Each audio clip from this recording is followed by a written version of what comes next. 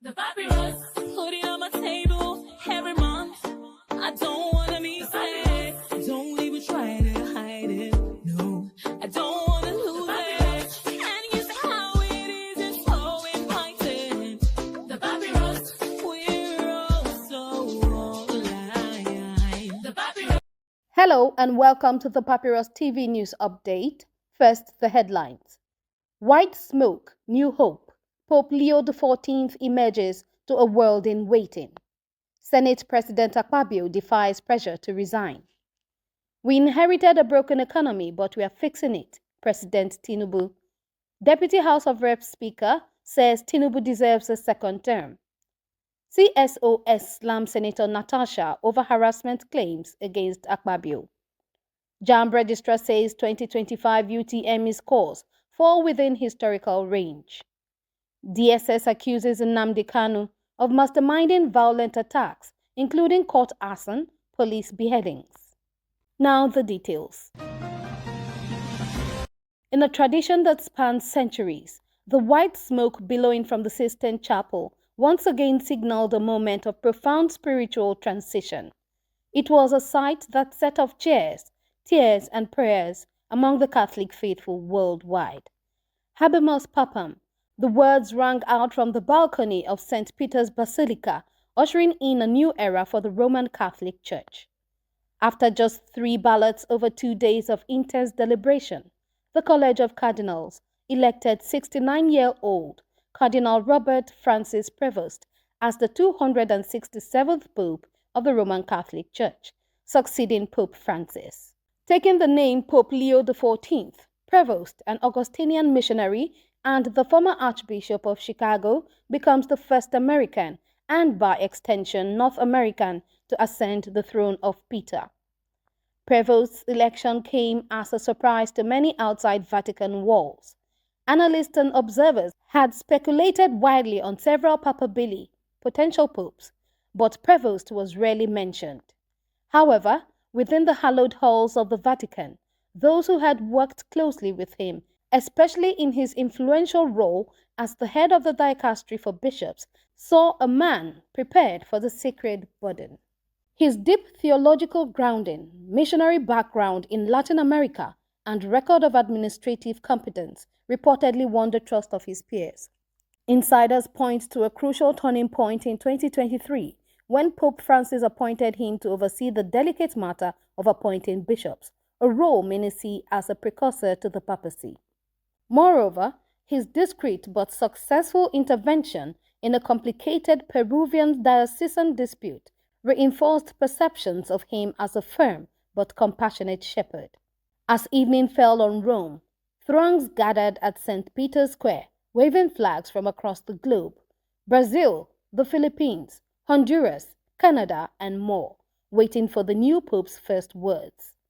Unlike his predecessor, who stepped onto the balcony in simple white, Pope Leo XIV emerged in the traditional red stole, signaling a possible return to papal traditions that Francis had distanced from.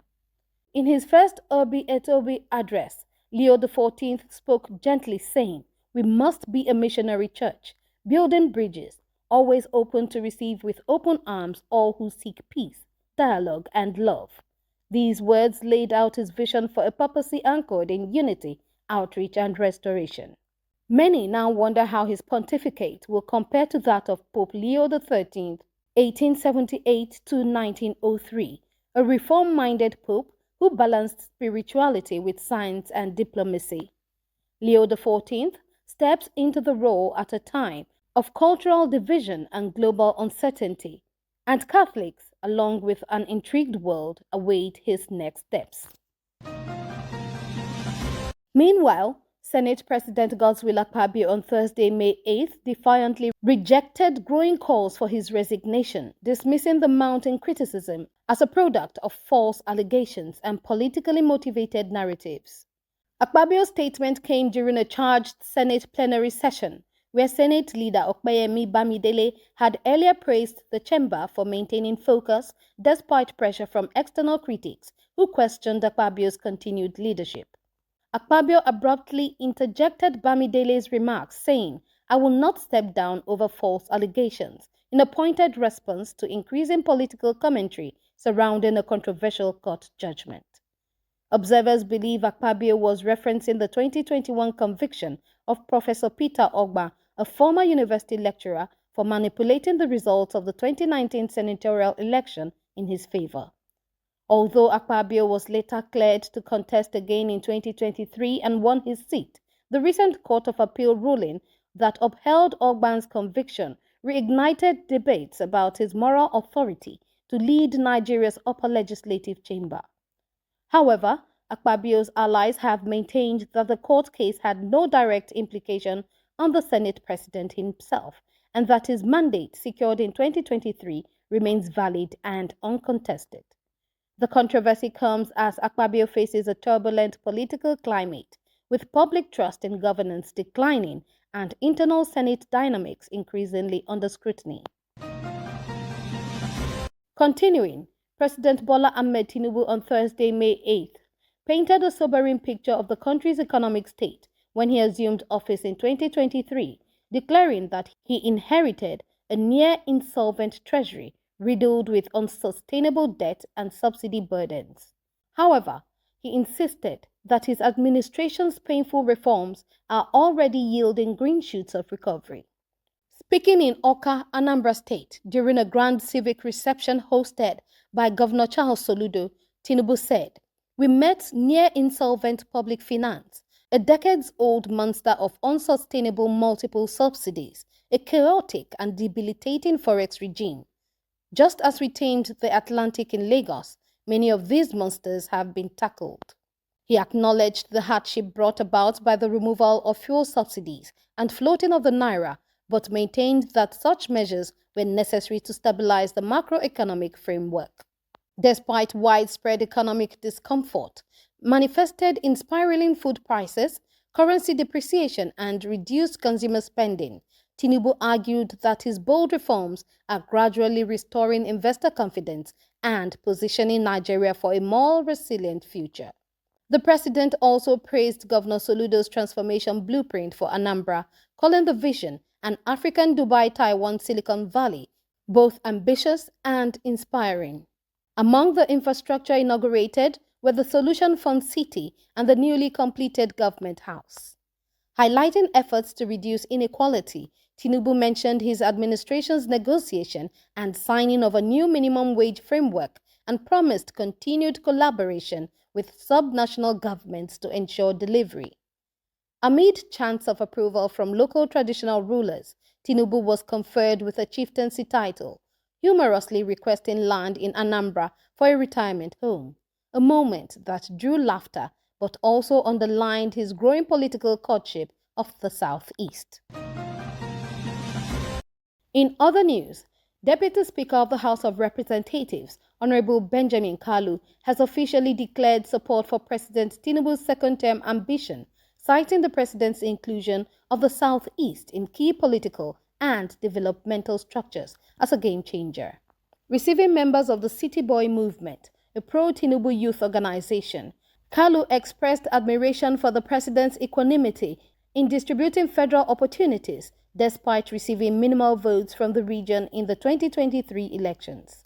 According to Kalu, the most symbolic gesture of reconciliation was the signing of the Southeast Development Commission (SEDC) bill, an effort many believed would never be actualized since the end of the Biafran War over 50 years ago.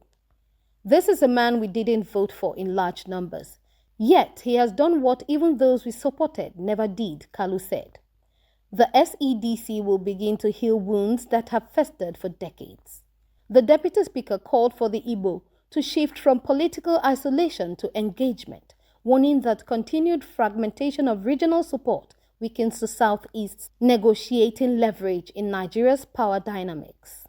Mary Ikoku, Southeast leader of the City Boy movement, commended Kalu's legislative leadership and adopted him as the group's zonal patron, pledging full collaboration with his Renewed Hope partners to mobilize support across the region for 2027. Moving on, a coalition of civil society organizations has condemned Senator Natasha Akpoti-Uduaghan over what they described as a dangerous campaign of falsehood against Senate President Godswill Akpabio. In a strongly worded statement, Civil Rights Africa and the League of Democracy Defenders accused Senator Natasha of manufacturing sexual harassment allegations in a bid to discredit Akpabio and destabilize the National Assembly. Signed by Ambassador Ikemefuna Richard and Alhaji Rabiu Mohammed, the statement alleged that the senator's claims were politically motivated and being backed by a former presidential candidate and unnamed northern elites reportedly unhappy with Akpabio's alliance with President Tinubu. The CSOs called the senator's recent suspension from Senate proceedings a necessary disciplinary action, citing her alleged misconduct and violation of chamber decorum. They argued that rather than seeking redress through internal Senate protocols, Natasha embarked on a media-driven smear campaign. They described the sexual harassment and attempted assassination claims as matters for police investigation, not internal Senate panels, warning that any attempts to give her a soft landing would further erode public trust. The coalition warned it will name political figures it believes are sponsoring Natasha if the attacks on Akpabio continue. They insisted that the Senate president was democratically elected and remained widely supported, both within and outside the Senate. Furthermore, the Registrar of the Joint Admissions and Matriculation Board, JAMB, Professor Ishak Oloyede, has assured Nigerians that the performance statistics from the 2025 Unified Tertiary Matriculation Examination, UTME, are not out of the ordinary, despite public uproar over low scores. Speaking in Abuja on Wednesday, May 7th, Oloyede stated that contrary to widespread online claims, the outcomes of the 2025 UTME are consistent with patterns observed over the past 12 years. He clarified that while about 1.9 million candidates sat for the examination, approximately 1.5 million of them scored below 200 marks, a threshold many Nigerians commonly associate with competitiveness in university admissions. However, the JAMB chief stressed that this pattern is not new and should not be used to discredit the examination body. There is nothing unusual in this year's performance trend, he said. The idea that there is a significant drop is a result of misinformation. Performance has always varied year to year, but it remains within a consistent historical range. Oloyede further explained that scores alone do not determine university admissions and urged candidates and their families to understand the holistic nature of the admission process.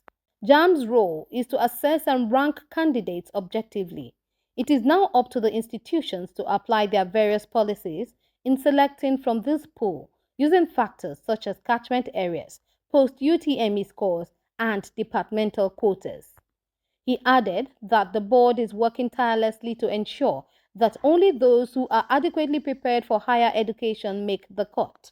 He also reiterated JAMB's zero-tolerance policy for malpractice, noting that over 100,000 results were still being reviewed due to suspicions of cheating or technical irregularities.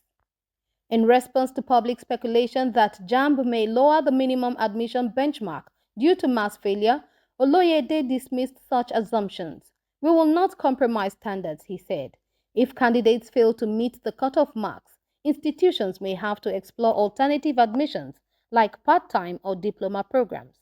He warned against the growing trend of emotional responses to results and called on the media and civil society to support efforts in strengthening educational standards rather than sensationalizing statistics. Conclusively, the Department of State Services DSS on Thursday, May 8th, leveled grave allegations against Nnamdi Kanu, the detained leader of the indigenous people of Biafra IPOB, accusing him of orchestrating a series of violent attacks across Nigeria, including the arson of a Lagos courthouse and the gruesome beheadings of security personnel. Testifying before the Federal High Court in Abuja, a DSS operative identified only as BBB told the court that Kanu, through his inflammatory broadcasts on Radio Biafra, incited violent actions by his followers. Led in evidence by prosecution counsel Adegboyega Awomolo San, BBB said that intelligence investigations linked Kanu directly to the founding of IPOB and its armed wing, the Eastern Security Network (ESN), which he allegedly used to wage a campaign of terror under the guise of achieving Biafra's secession. He ordered the burning of a Lagos High Court and government buses. He called for the beheading of police and army officers, the operative testified. BBB further alleged that Kanu's directives were behind the killing of numerous individuals, including the May 2022 assassination of Ahmed Gulak, a political aide to former President Goodluck Jonathan, and the beheading of an army couple, Gloria Matthew and Linus Musa. Kanu's voice, the witness claimed, was confirmed in several recordings presented by the prosecution. These audio clips allegedly contain calls for attacks on government installations, enforcement of sit-at-home orders, and threats against civilians and security forces who disobeyed IPOB's directives. One particularly harrowing claim was that eyewitnesses heard Gulak's killers invoke Kanu's name moments before opening fire on him. The DSS also submitted video footage of attacks on police stations and beheadings of officers, though these were challenged by the defense. During cross-examination, Kanu firmly denied authorizing killings. He reiterated IPOB's stance as a non-violent movement, pursuing self-determination through a referendum, claiming his sit-at-home orders were not meant to provoke violence, but were symbolic acts of resistance. "It's like when you tell your child, 'I will kill you.' You don't really mean it," he said. Kanu also defended the formation of the ESN, stating it was created solely to defend southeastern communities from deadly attacks by armed herders, citing massacres in places like Nimbo in Enugu State. He maintained that until the military stormed his residence in 2017, killing 28 people. According to him, he had been exploring a political resolution with regional elders such as the late Professor Ben Nwabueze. His lawyer, Paul Erokoro San, objected to the admissibility of the video evidence presented and requested more time for consultations. Justice James Omotosho adjourned the proceedings to May 14, 21 and 22 for continuation of trial. The papyrus.